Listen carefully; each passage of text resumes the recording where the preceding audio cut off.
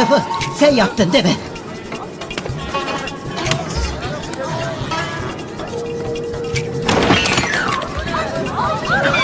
Bırak lan, bırak! Sakin olun, sorun yok. Herkes sakin olsun. Sakin olun, sorun yok. Hanımefendi bizim oğlan motoru bozdu. Sizde bir şey yok. Maskeler alın, maskeler.